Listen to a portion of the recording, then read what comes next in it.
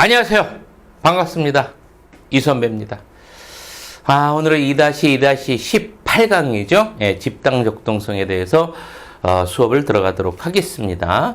집단 역동성이라고도 하고요. 집단 역학이라고도 합니다. 같은 뜻이니까 여러분들이 이제 머릿속에 그렇게 기억을 해두고 넘어가면 되고요. 집단 역동성 나오니까 개념적으로 뭐가 나오냐면 여러분들이 이제 집단 성원들이 상호작용 과정에서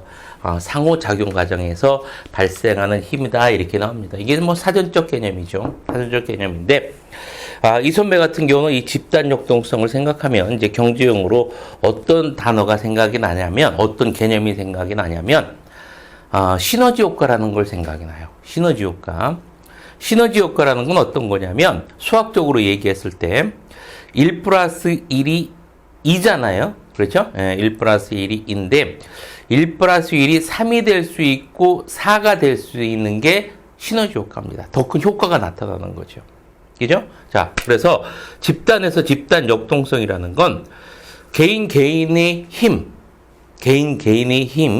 그게 전체가 이제 10이라면 10만큼의 효과가 나타나는 게 아니라 그 이상의 효과를 나타낼 수 있는 게 집단 역동성입니다. 그래서 상호작용 과정에서 발생하는 그런 힘을 집단 역동성이다라는 거 여러분들이 이제 우선 개념적으로 정리를 해두고요.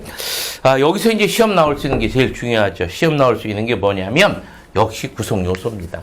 구성 요소라는 건 어떤 거를 이야기하는 거냐면 집단 역동성을 높이는 방법이야. 높이는 방법. 그러니까 1 플러스 1, 개인과 개인의 합이 2가 돼야 되는데 3이 될 수 있고 4가 될 수 있고 5가 될 수 있게 하는 방법입니다. 이거를 이제 구성 요소다라고 해서 이제 문제가 자주 나오니까 여러분들이 이거에 대해서 이제 정리를 해두고 넘어가야 됩니다. 여기에 해당되는 게 이제 의사소통이 좋아야 되겠죠. 그렇죠? 그 다음에 이제 집단의 목적이 좋아야 되겠고, 또 응집력이 좋아야 되겠고, 또 하위 집단이 형성되는데 그거에 대해서 어떻게, 이제 나름대로 이제 잘 하위 집단이 형성됐을 경우에 그 어떤 효과도 더 좋게 나타날 수도 있겠고요. 그리고 이제 대인관계 이런 것들도 어떤 그 집단 역동성을 높이는데 효과를 줄 수 있겠고, 또 집단 문화도 그렇죠. 그리고 이제 집단 가치, 이제 규범 같은 것도 그렇고, 또 이제 지위와 역할 같은 것도 그렇고, 그리고 이제 긴장과 갈등을 원만하게 해결했을 때 어떤 역동성을 좀 더 높일 수 있는 그런 어떤 효과를 나타낼 수 있을 겁니다. 이런 것들에 대해서 이제 쭉 살펴보는데 어려운 거 하나도 없습니다. 어려운 거 하나도 없고요. 매번 그냥 이 선배 이야기하면 어려운 거 하나 없다고 이렇게 이야기하는데 정말 어려운 거 하나도 없습니다. 이제 하나씩 살펴보면서 이제 들어가도록 하죠. 자, 실판을 한번 보도록 하겠습니다. 의사소통의 유형 나오죠. 이제 어떤 의사소통을 하는 것이 좋냐는 얘기야. 어떤 그 집단 역동성을 높이는데, 의사소통이라는 것은 언어적인 것뿐만이 아니라 비언어적인 것까지도 다 포함된다라는 거 여러분들 우선 기억을 해두고요. 자, 의사소통이 첫 단계는 어떻게 해야 된다, 여러분들? 솔직하고 직접적이어야 된다. 당연한 거겠죠. 의사소통 첫 단계는 당연합니다. 예, 솔직하고 직접적인 그런 의사소통이 돼야 되겠고요. 이 의사소통의 종류에는 크게 두 가지가 있습니다. 집단 중심형이라는 것과 집단 지도자 중심형. 그냥 여러분들 이름에서도 알 수 있듯이 집단 중심형은 누군 것 같아? 집단 성원들. 집단 성원들이 자유롭게 의사소통을 하는 거고요. 집단 지도자 중심형은 지도자 중심으로 구성원들이 의사소통이 이루어지는 거예요. 이게 이제 집단 지도자 중심형인데 여러분들이 한번 생각을 해보세요. 집단 중심형과 집단 지도자 중심형 중 어느 것이 더 효과적일까? 한번 생각을 한번 해보세요. 당연히 어떤 것 집단 중심형이 더 효과가 더 높겠죠. 그거 머릿속에 체크를 해두고, 그래서 이 집단 중심형이 올바른 형태입니다. 이게 올바른 형태라는 거 이제 정리를 해두고, 집단 목적보입니다. 당연히 여러분들 어떻게 하겠어? 집단 목적이 있어야 되겠지. 집단 목적이 있어야 되겠고, 개별 성원의 목적과 집단 전체의 목적이 부합됐을 때, 일치했을 때 그 효과는 더 크게 나타날 수 있다는 얘기입니다. 그래서 이제 모집원들을 이제 모집할 때 이제 동기가 뭔지, 이 집단에 들어오려는 동기가 뭔지 한번 물어보잖아요. 그래서 우리 집단의 목적과 거의 일치해. 그러면 이제 들어오게끔 하는 거지. 그래서 개인의 목표와 집단의 목표가 일치했을 경우에는 집단 역동성이 더 어떻게 된다, 여러분들? 높아진다. 자, 이렇게 머릿속에 정리를 해 둡니다. 집단 목적. 자, 이렇게 정리를 해두고 이제 뒤에 이제 계속해서 보도록 하죠.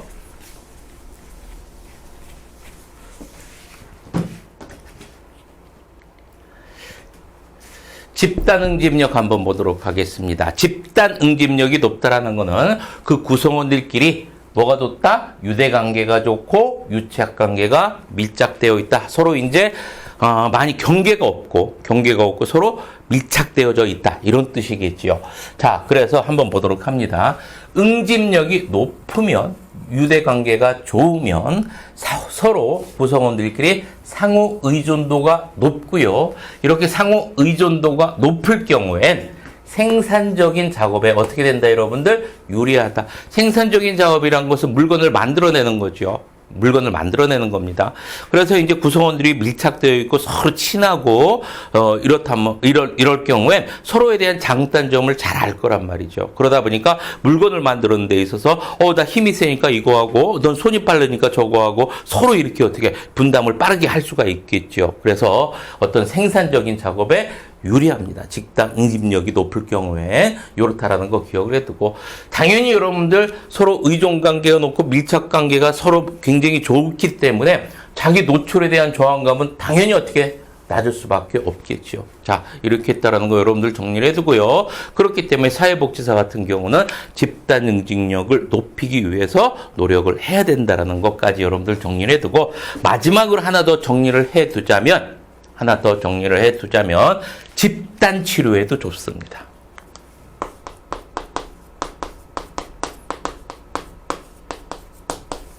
집단 치료에도 집단 응집력이 높을 경우엔 집단 치료에도 효과적이다라는 것까지 머릿속에 정리를 해두고요. 자, 하위 집단 봅니다. 하위 집단이라는 것은 집단 내 집단이 하나 더 만들어졌다는 얘기죠. 한마디로 말해서 우리가 이제 예전에 학교 다닐 때 한 반이 구성되면 이제 한 반 안에서 또 친한 애들끼리 또 모이잖아. 이제 짝꿍끼리 모이고 이제 친한 애들끼리 또 모인단 말이에요. 이걸 뭐라고 하는 거예요, 여러분들? 하위 집단입니다. 하위 집단. 이렇게 하위 집단이 발생하는 거는 당연한 거야. 필연적인 거고. 그렇기 때문에 여러분들 사회복지사가 하위 집단 만들었다고 그것을 막 깨려고 하고 그러면 됩니까? 안 됩니까? 안 됩니다. 알겠죠? 그래서 좀 집단 역동성이 높이기 위한 어떤 방법으로 하위 집단을 활용할 수 있어야 되는 거예요. 그래서 하위 집단은 여러분들 집단 내 2명 이상 이렇게 집단 내 집단이 만들어지는 것을 우리는 하위 집단이라고 이야기하고요. 집단 초기에 발생하는 거고요. 자, 그리고 이게 발생하는 거는 여러분들 우연이 아니라 필연이다. 당연히 만들어지는 것이다.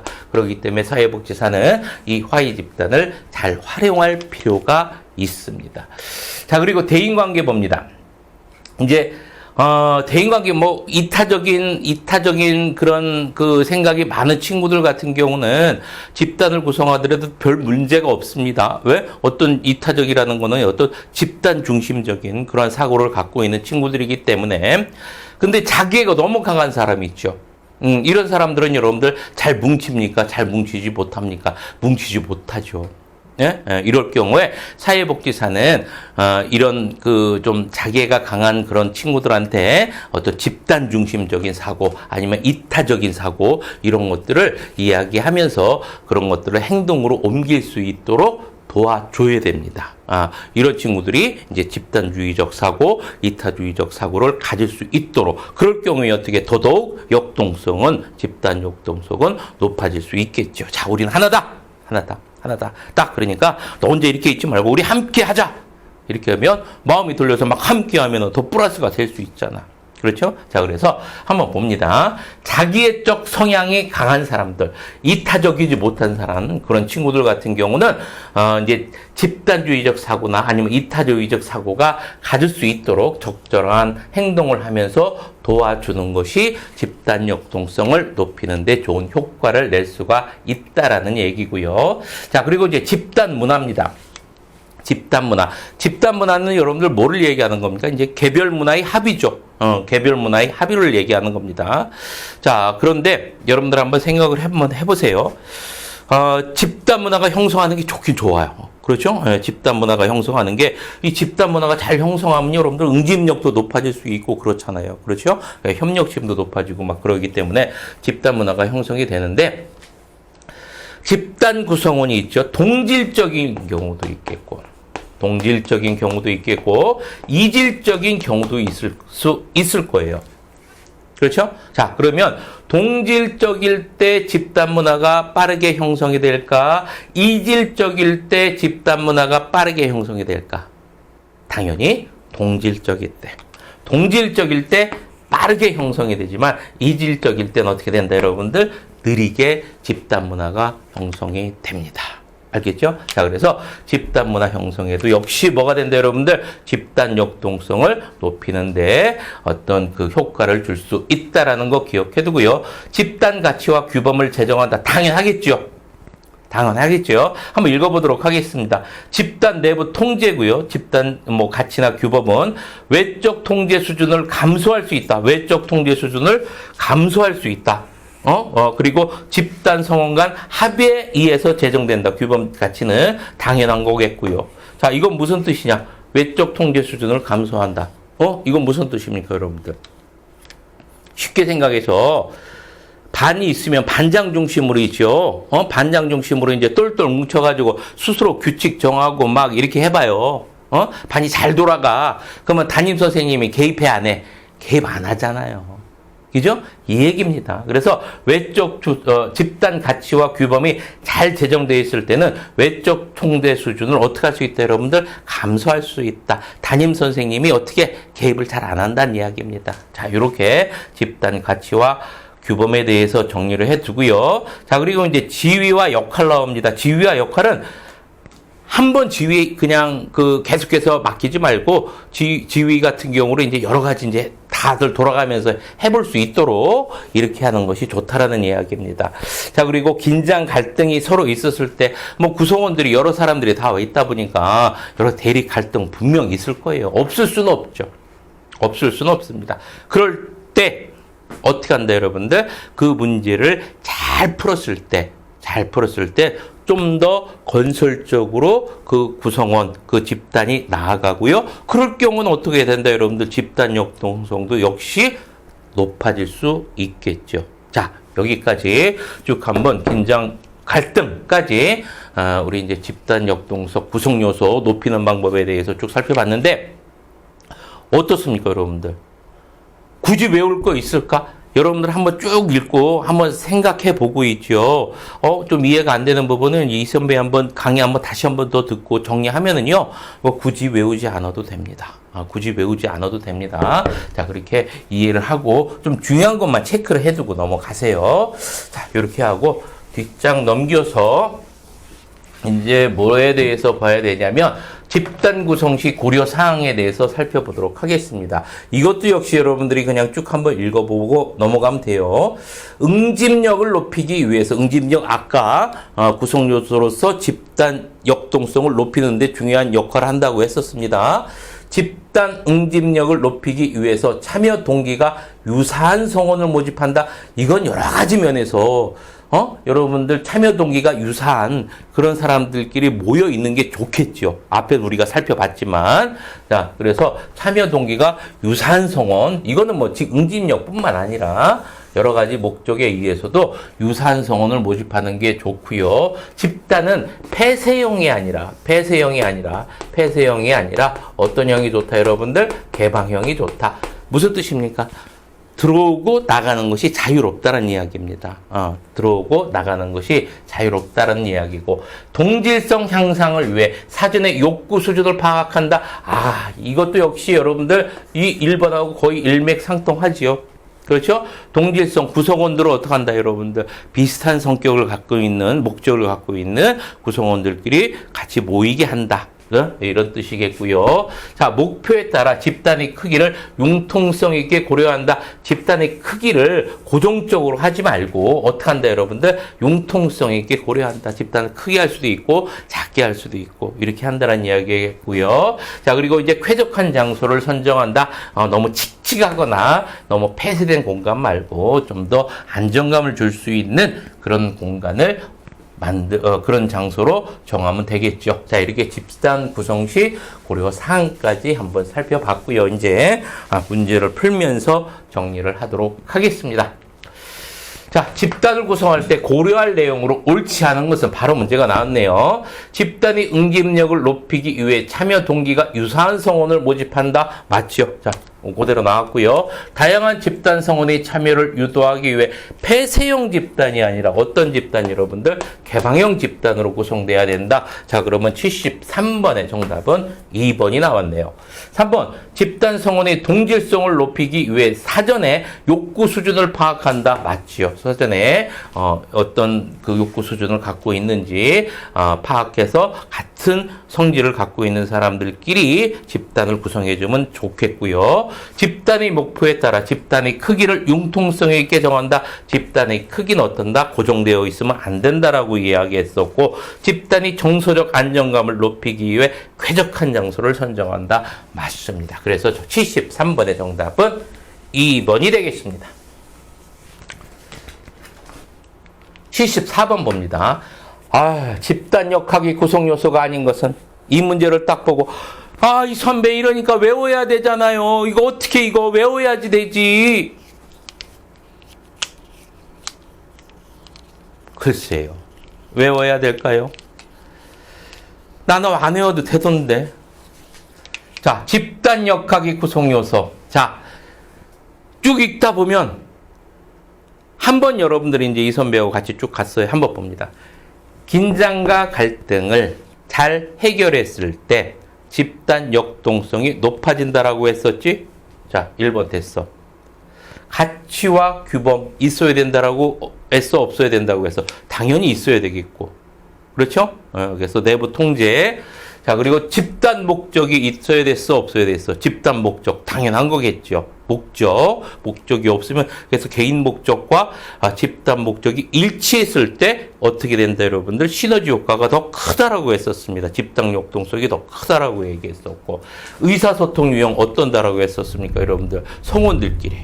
성원들끼리 같이 모여서 의사소통하는 것이 사회복지사와 이야기하는 것보다 더 좋다라고 이야기했었고요. 지식 및 정보 습득